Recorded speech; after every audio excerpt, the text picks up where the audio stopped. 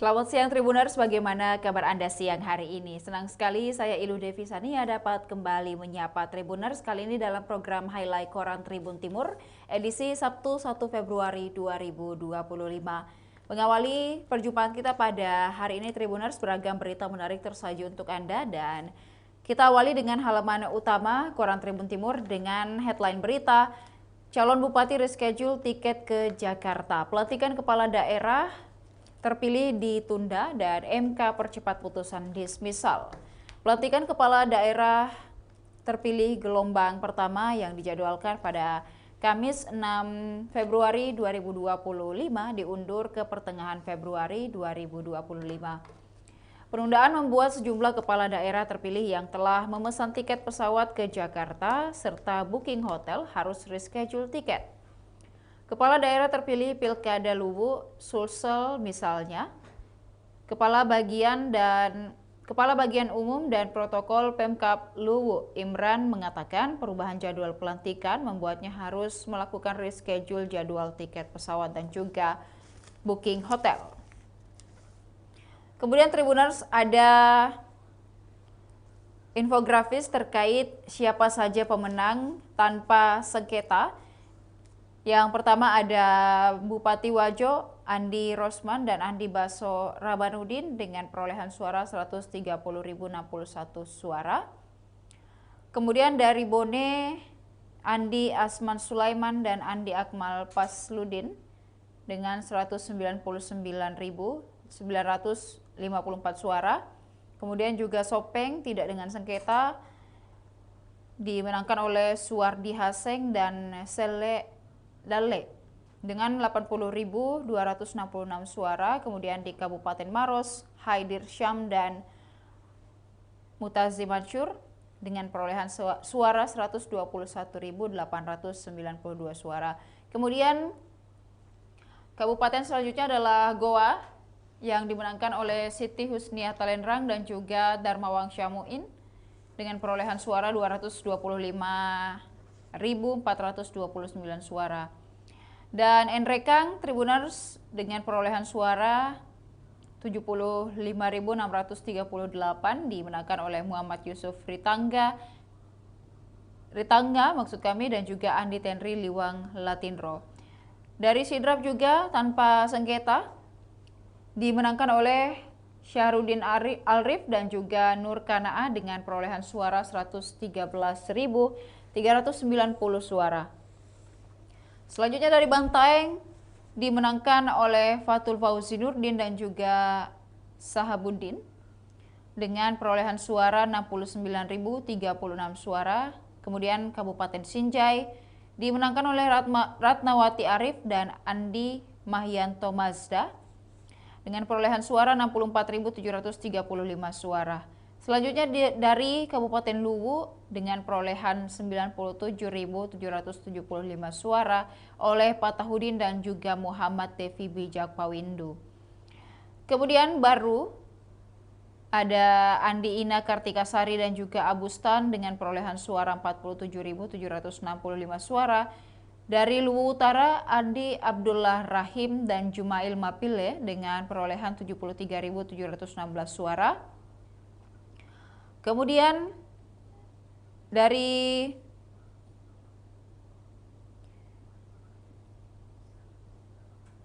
ada Irwan Bahri Syam dan juga Puspawati Husler dengan 88.748 suara.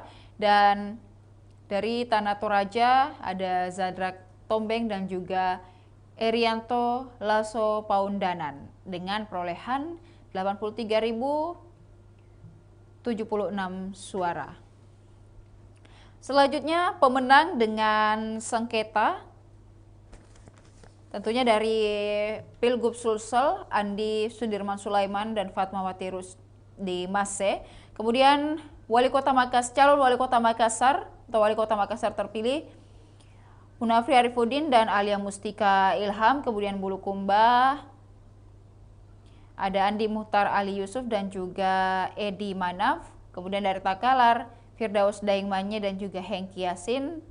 Berlanjut Toraja Utara, Frederick Victor Palimbong dan juga Andre Branch Silambi, Palopo dengan Trisal Tahir dan Ahmad Syarifuddin, kemudian Selayar Muhammad Natsir Ali dan juga Mutar. Kemudian Parepare, Tasming Hamid dan juga Hermanto, Pangkep Yusran Lalogau dan juga Abdul Rahman As-Sagap. Serta ada Pindrang dengan Andi Irwan Hamid dan Sudirman Bungi, dan terakhir di Jeneponto ada Paris Yasir dan juga Muhammad Islam Iskandar. Pelantikan kepala daerah terpilih ditunda dengan beberapa alasan. Pertama, pelantikan akan disatukan antara daerah yang tidak bersengketa dengan daerah yang hasil sengketa pilkadanya ditolak Mahkamah Konstitusi atau dismisal. Awalnya akan digelar pada 6 Februari 2025 karena disatukan antara pelantikan non-sengketa MK dengan yang dismisal sehingga ditunda hingga antara tanggal 17 hingga 20 Februari. Kemudian Mahkamah Konstitusi mempercepat pengumuman putusan sela atau dismisal perkara perselisihan hasil Pilkada serentak 2024. Pembacaan putusan dipercepat ke tanggal 4 atau 5 Februari. Komisi 2 DPR RI bakal kembali rapat bersama pemerintah dan penyelenggara pemilu untuk menyusun jadwal pelantikan serentak kepala daerah. Kemudian tanggal pelantikan tergantung keputusan Presiden Prabowo Subianto. Lanjut ke berita lain Tribuners terkait juga Pilkada. Sudah syukuran mobil dinas baru, bagian umum dan protokol Pemkab Luwu telah menyiapkan kebutuhan untuk pelantikan Bupati dan Wakil Bupati Luwu terpilih Patahudin dan Muhammad Devi Bijak. Menurut Kepala Bagian Umum dan Protokol Pemkab Luwu, Imran mengatakan pakaian dinas upacara untuk Patahudin dan Devi sudah siap, lengkap dari topi hingga sepatu. Persiapan pelantikan sudah kami siapkan termasuk PDU, harganya sekitar 12 juta per setel. Jadi untuk bupati dan wakil totalnya ada 24 juta. Ia juga memastikan bahwa tiket pesawat untuk bupati dan wakil bupati telah dipesan. Sesuai arahan Kemendagri, kepala daerah terpilih harus sudah berada di Jakarta pada 2 Februari untuk mengikuti karantina sebelum pelantikan. Namun karena jadwal pelantikan diundur sehingga tiketnya langsung di-reschedule. Imran menjelaskan, usai dilantik Bupati dan Wakil Bupati Luwu terpilih akan menghadiri beberapa agenda di Jakarta.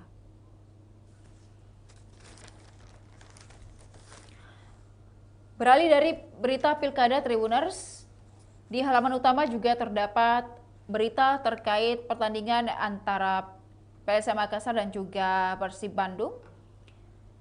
Dan pelatih PSM Makassar, Bernardo Tavares berharap FAR berikan yang terbaik. PSM Makassar dan Persib Bandung akan saling bertarung demi kemenangan pada pekan 21 Liga 1 2024-2025. Kedua tim akan mati-matian meraih 3 poin dengan misi berbeda. PSM Makassar mengincar kemenangan untuk bangkit usai tak pernah menang di 2 laga terakhir. Kemudian tim berjuluk Juku Eja ini sekarang di peringkat 8 dengan 31 poin. Tambahan 3 poin dari Persib akan membuat mereka merangsek ke 5 besar klasmen dengan catatan pesaing terdekat kalah atau seri. Sedangkan Persib dalam kepercayaan diri yang tinggi, klub kebanggaan masyarakat Bandung ini sekarang memuncaki klasemen dengan 43 poin. Poin penuh dari PSM Makassar akan membuat Persib menjauh dari kejaran Persija Jakarta di peringkat kedua.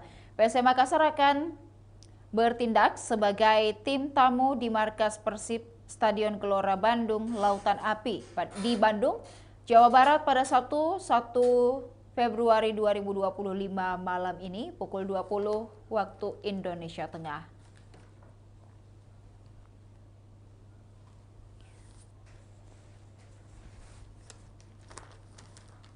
Kemudian Tribuners berlanjut ke halaman 6 Koran Tribun Timur edisi hari ini pada rubrik Makassar dengan headline berita Pemkot bakal siapkan tumbler untuk pelajar.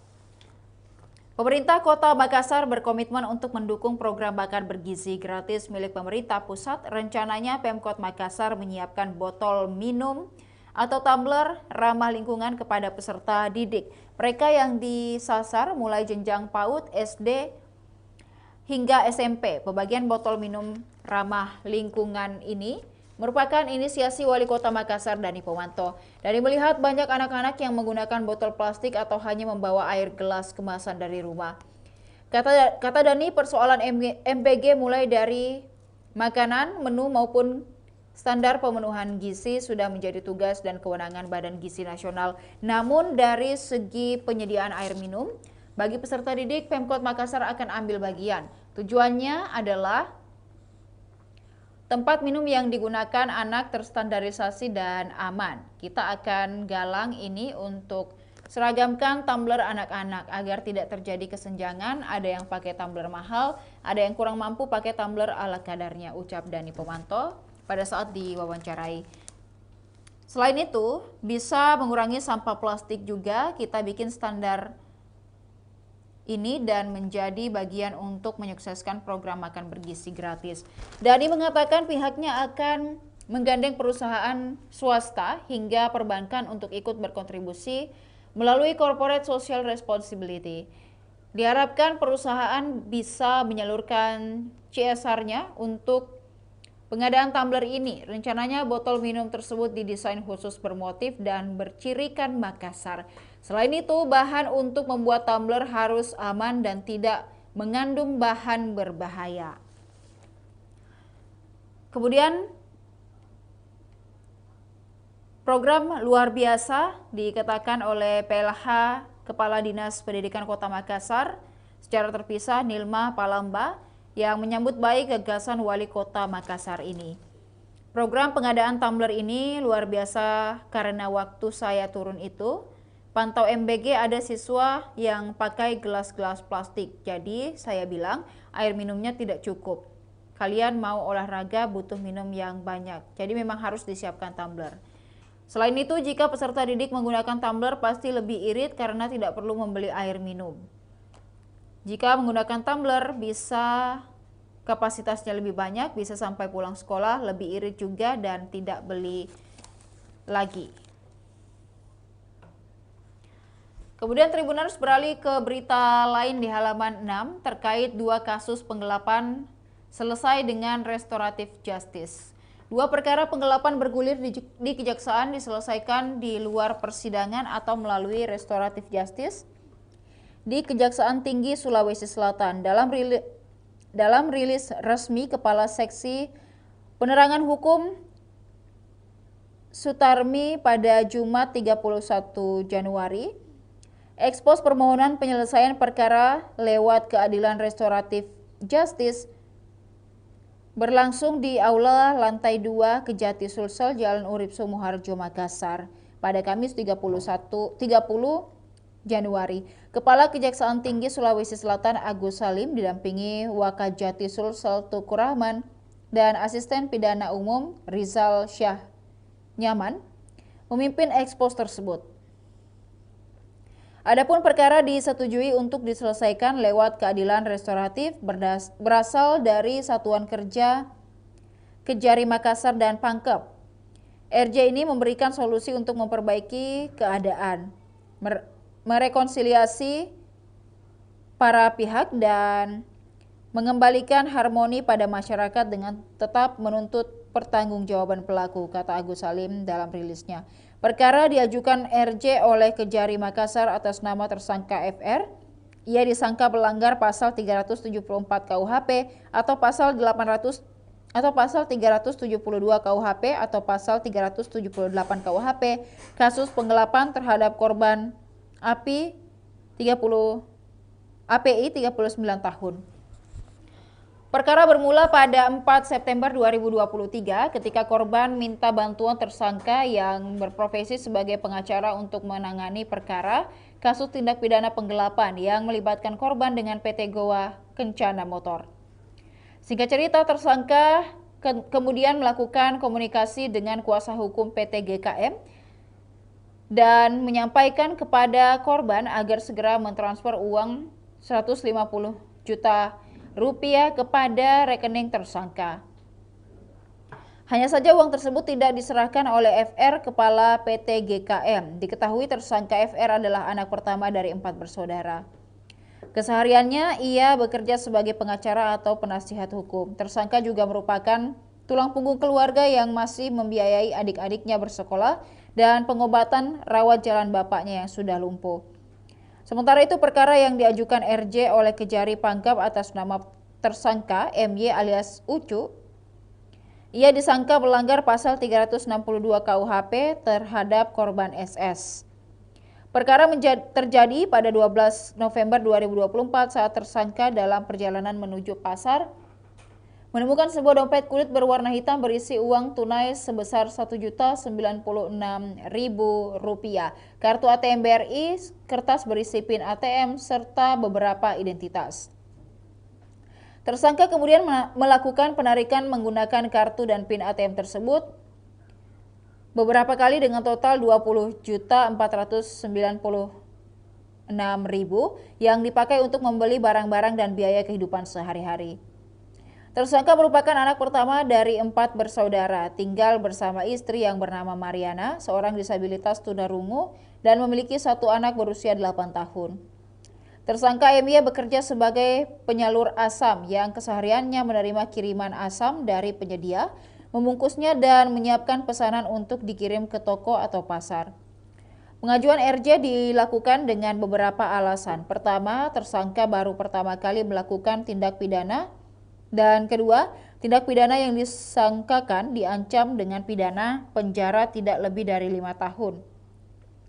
Ketiga, ada permainan antara pihak korban dan tersangka, di mana tersangka telah mengganti kerugian material kepada korban.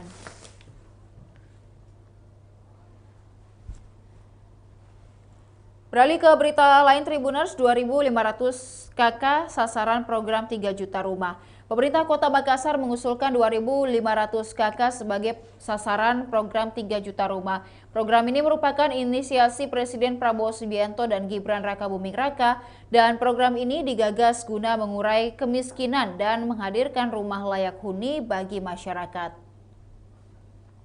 Program 3 juta rumah per tahun ini menyasar 2 juta rumah di wilayah pedesaan dan 1 juta rumah di perkotaan.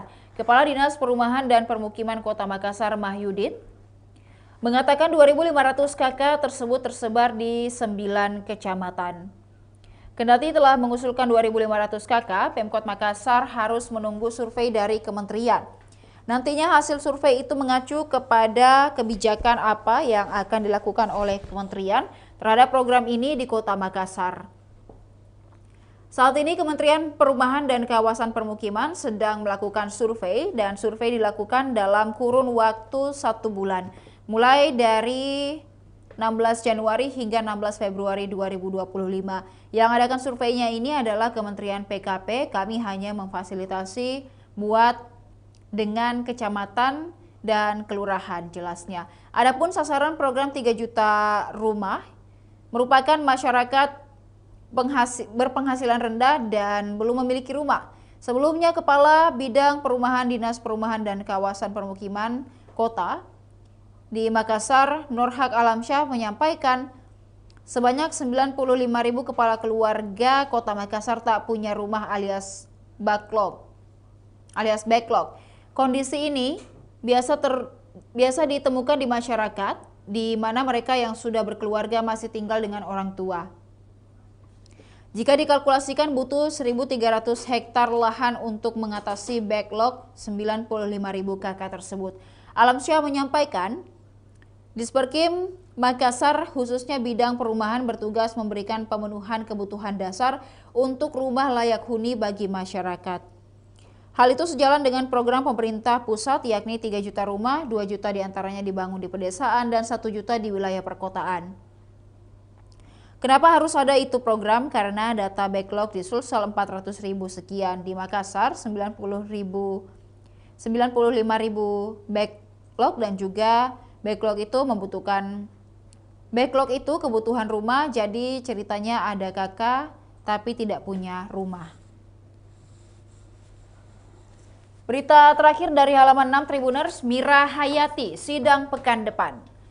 3 tersangka skincare berbahaya Mira Hayati, kemudian Haji Agus Salim dan juga Mustadir Dengsila bakal segera menjalani sidang pekan depan. Meski demikian, ketiga tersangka dan barang bukti belum juga dilimpahkan penyidik di Treskrimsus Polda Sulsel ke Jaksa Penuntut Umum. Kasubdit Penmas Bidang Humas Polda Sulsel AKBP Yerlin Tandingkate mengatakan belum dilimpahkannya tersangka barang bukti karena penyidik masih menunggu jadwal dari JPU. Yerlin menegaskan pihaknya akan tetap melimpahkan ketiga tersangka dengan barang bukti ke JPU sebelum sidang tetap dilimpahkan, tapi penyidik masih menunggu kepastian jadwal dari JPU untuk pelimpahan barang bukti. Yerlin mengatakan penyidik telah mengirim surat ke JPU namun belum mendapat balasan. Penyidiknya sampaikan bahwa sudah mengirim surat ke kejaksaan, jadi masih nunggu jawaban dari surat tersebut, jelasnya. Kepala Seksi Penerangan Hukum Kejati Sulsel, Sutarmi, mengatakan saat ditanya hari jadwal sidang, Sutarmi mengaku belum mendapat info detail dari Jaksa Penuntut Umum. Yang saya tahu dari penuntut umum sidangnya minggu depan, tidak jelas harinya, yang jelas waktunya minggu depan, ujar Sutarmi. Tidak ada pemberitahuan harinya dari jaksa, yang jelas sidangnya itu dilaksanakan minggu depan.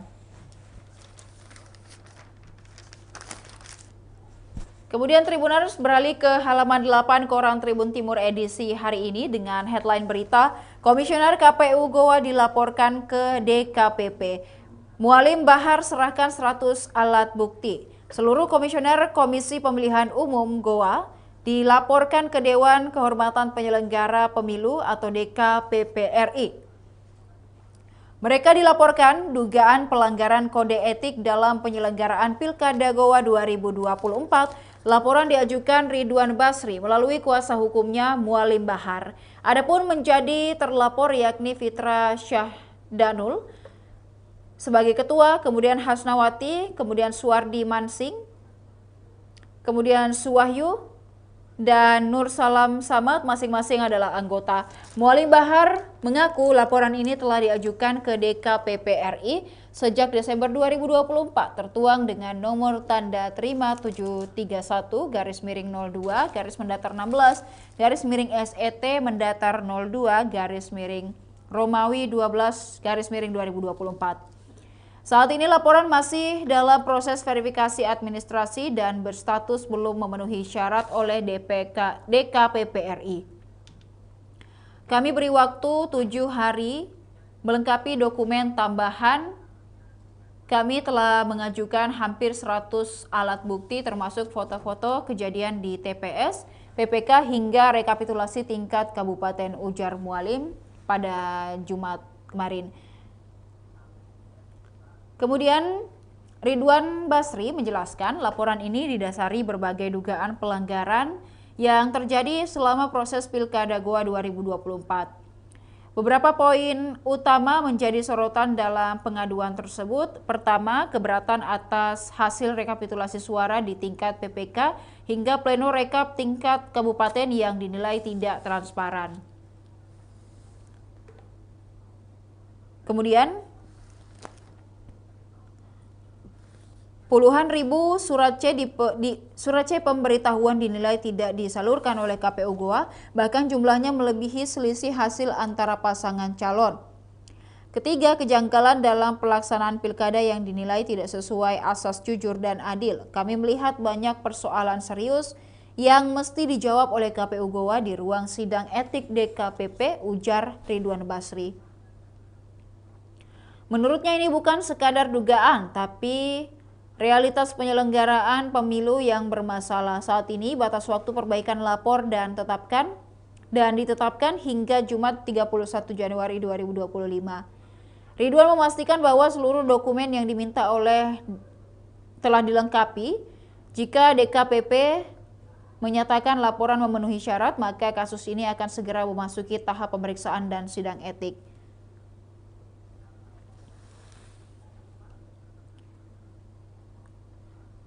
Berita lain dari halaman 8 Tribuners, Hasbullah tunggu perintah KPU RI. Dewan Kehormatan Penyelenggara Pemilu atau DKPP Republik Indonesia menjatuhkan sanksi berat 3 komisioner KPU Palopo mereka, Ketua KPU Palopo Irwandi Jumadin, serta 2 anggota KPU Palopo Abbas dan juga Muhatsir Muhammad Hamid. Ketiganya dipecat setelah terbukti melanggar kode etik penyelenggara pemilu terkait kasus ijazah palsu Wali Kota Palopo terpilih Trisal Tahir. Putusan pemerintahan dibacakan Ketua Majelis DKPP Rata Dewi Petalolo dalam sidang yang digelar di ruang sidang DKPP Jakarta pada Jumat 24 Januari 2025.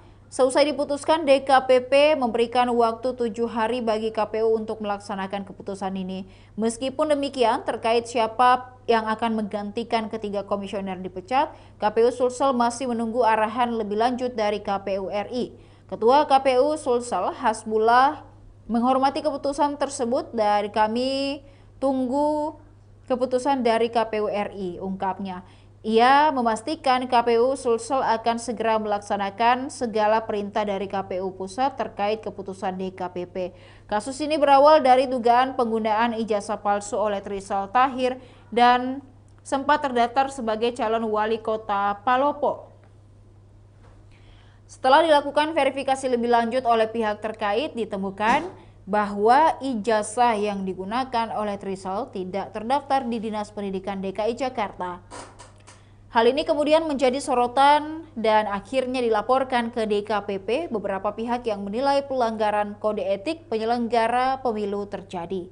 Sementara itu, Ketua Bawaslu Palopo Hairana dan anggota Bawaslu Widianto Hendra juga sempat diadili dalam perkara terpisah terkait hal yang sama.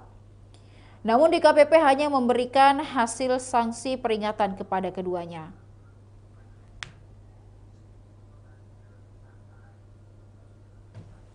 Kemudian Tribuners, di lintas politik, posisi Ashabul Kahfi sebagai Ketua DPW PAN Sulsel masih sangat kuat untuk melanjutkan estafet kepemimpinan partai berlambang matahari terbit. Alasannya pengalaman dan kiprah politiknya sehingga dinilai kandidat utama dalam kepemimpinan DPW PAN Sulsel. Hal itu ditegaskan Ketua Bapilu DPW PAN Sulsel Muhammad Irfan AB menanggapi rencana Muswil ke-6 DPW PAN Sulsel 2025. Salah satu prestasi Ashabul Kahfi adalah masih menduduki kursi parlemen dan sebelumnya menjabat Ketua Komisi 8 DPR RI. Oleh karena itu, Irfan AB menilai Ashabul Kahfi masih diperhitungkan Dewan Pimpinan Pusat di bawah komando Zulkifli Hasan. Dan untuk Muswil PAN ini, calon ketua posisi Pak Kahfi masih kuat, apalagi dengan jabatan sebagai anggota DPR RI dan tentu masih menjadi pertimbangan kuat dari DPP PAN, kata Irfan AB. Dan Ashabul Kahfi adalah seorang politikus senior dengan rekam jejak yang panjang di dunia politik Sulsel. Kemudian beralih ke Musda Golkar, Tribuners. Musyawarah Daerah Partai Golkar Sulawesi Selatan dijadwalkan berlangsung pada Agustus 2025. Mulai menjadi sorotan sejak beberapa bulan belakangan. Selain menjadi momentum penting bagi regenerasi kepemimpinan, Musda Golkar Sulsel kali ini juga dinilai sebagai ajang adu visi dan misi bagi para calon ketua yang ingin mengembalikan kejayaan Golkar Sulsel.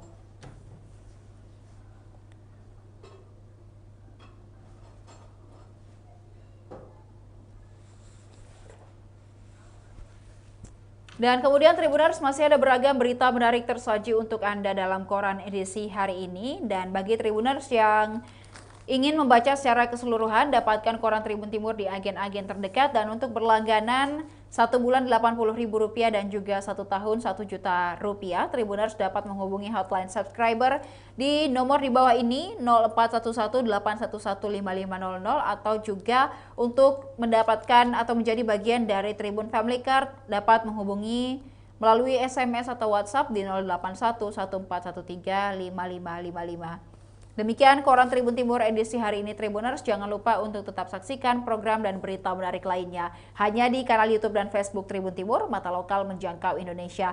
Saya Ilu Devi Sania beserta seluruh kerabat kerja pamit undur diri. Terima kasih dan sampai jumpa. Download Tribun X sekarang. Menghadirkan lokal menjadi Indonesia.